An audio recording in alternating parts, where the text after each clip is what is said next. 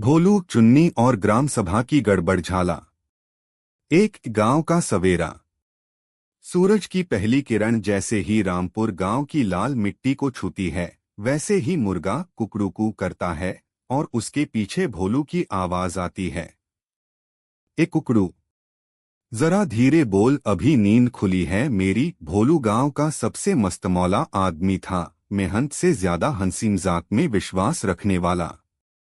उसके दोस्त चुन्नी, लल्लू और हरिया तो जैसे उसकी मंडली के सदस्य थे।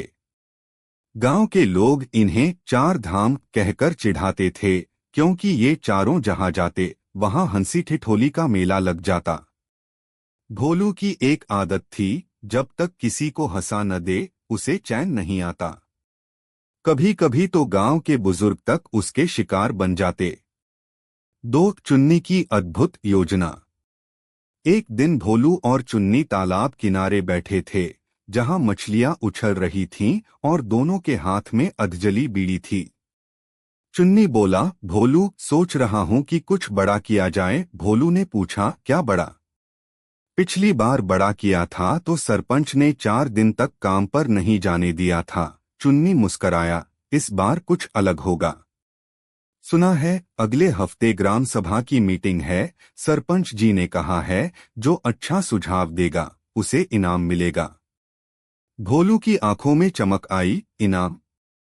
कितना पता नहीं, लेकिन शायद 1 क्विंटल गेहूं। भोलू बोला, बस तो तय रहा, ग्राम सभा में हम भी महान योजना पेश करेंगे। दोनों ने ठान लिया कि ऐसा सुझाव देंगे कि गांव हंस हंस कर लोटपोट हो जाए और सरपंच भी सोच में पड़ जाए।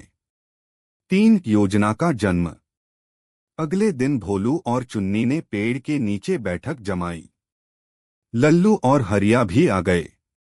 भोलू बोला, भाइयों, हम ग्राम सभा में गांव का विकास करने वाली योजना देंगे। लल्लू ने पूछा, कौन सी योजना? भोलू बोला, गांव में गधों की गिनती होगी। सभी चौंक गए। गधों की गिनती? भोलू बोला, हाँ, देखो, आदमी तो हर साल गिने जाते हैं, जनगणना होती है, लेकिन गधों की नहीं होती। यह गलत बात है। गांव में गधे भी तो रहते हैं, उनका हक है। चुन्नी ने जोड़ा, और अगर गधे गिने जाएंगे तो गांव में नई स्कीम आएगी, गधा विकास योजना। सब ठहाके मारकर हंस पड़े। हरिया बोला, अगर गधे गिने गए तो सबसे पहले तुम्हारा नाम लिखा जाएगा। भोलू बोला, ठीक है, पहला नाम मेरा, दूसरा तुम्हारा। 4 ग्राम सभा का दिन। ग्राम सभा का दिन आ गया। गांव के स्कूल के बरामदे में सब इकट्ठा हुए, सरपंच जी, सचिव और पूरा गांव। सरपंच जी बोले, भाइयों और बहनों, आज हम गांव के विकास पर चर्चा करेंगे। जो कोई अच्छा सुझाव देगा उसे इनाम मिलेगा। सभी शांत थे। तभी भोलू और चुन्नी उठ खड़े हुए। भोलू बोला, सरपंच जी, हमारा सुझाव सुनिए, गांव में गधों की गिनती कराई जाए। पूरा गांव पहले तो चौंका, फिर हंसी के फव्वारे छूट पड़े। सरपंच ने हंसी रोकते हुए कहा, भोलू, यह योजना कैसी है भाई? भोलू बोला, सरपंच जी, देखिए, हमारे गांव में गधों की कोई गिनती नहीं है।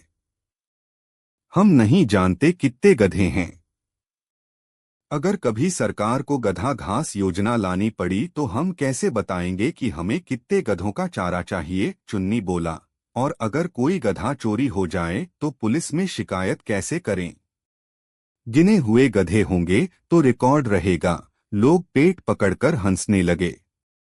सरपंच ने भी मुस्कराते हुए कहा, भोलू, तेरे दिमाग में घास उगती है, लेकिन कभी कभी वो भी काम की होती है।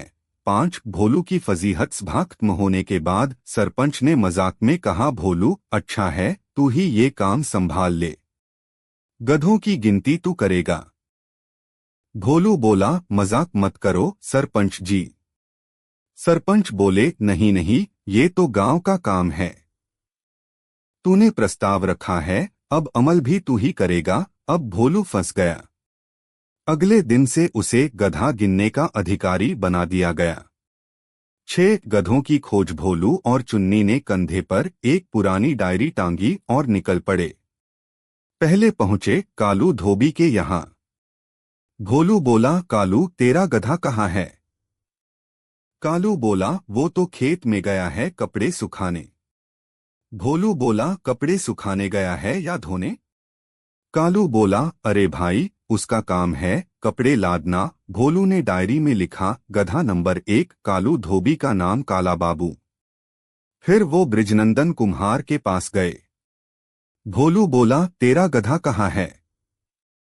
कुम्हार बोला, अभी तो मिट्टी ढोने गया है। भोलू ने लिखा, गधा नंबर 2 बृजनंदन कुम्हार का नाम भूरा सिंह। ऐसे करते करते शाम तक 8 गधे गिन लिए। चुन्नी बोला, अब 9वां कहाँ मिलेगा? भोलू बोला, क्यों, तू खुद क्या है? और दोनों जोर जोर से हंसने लगे।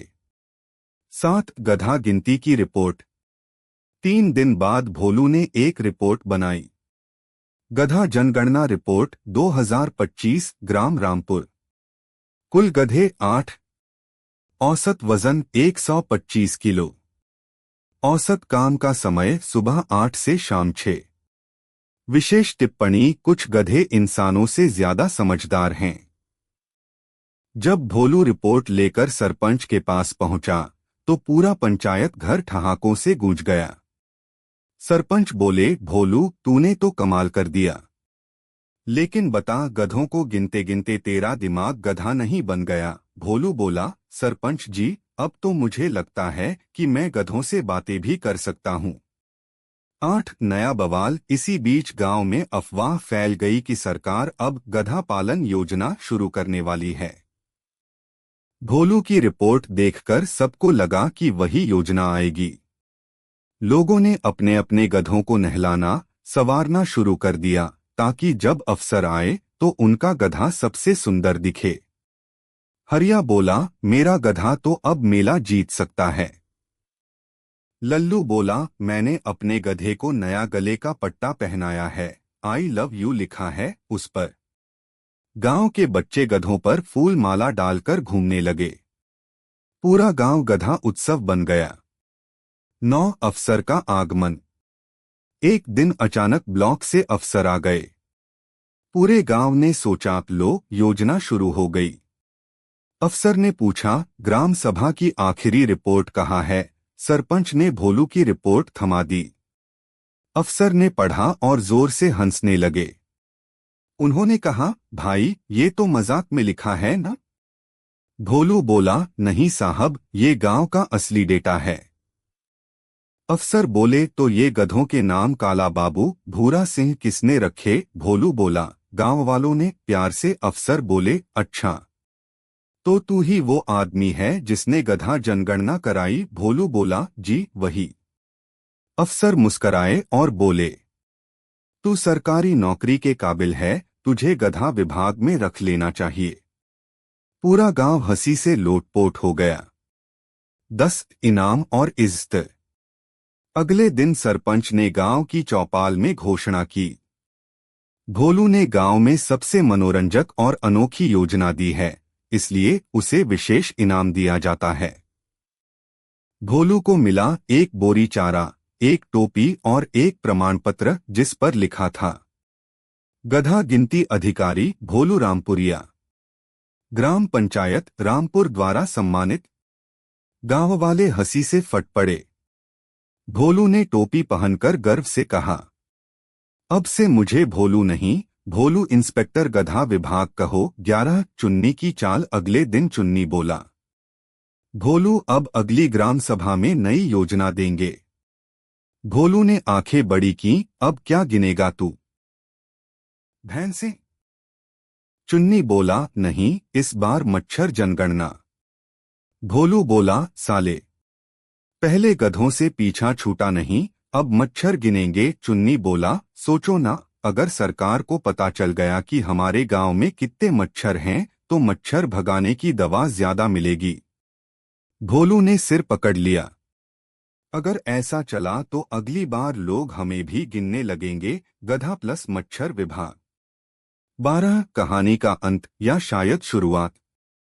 उस दिन शाम को तालाब किनारे भोलू, चुन्नी, लल्लू और हरिया बैठे थे। बीड़ी का कश लगाते हुए भोलू बोला, दोस्तों जो भी हो, गधों ने हमें हंसाया बहुत। चुन्नी बोला, और पूरे गांव को भी।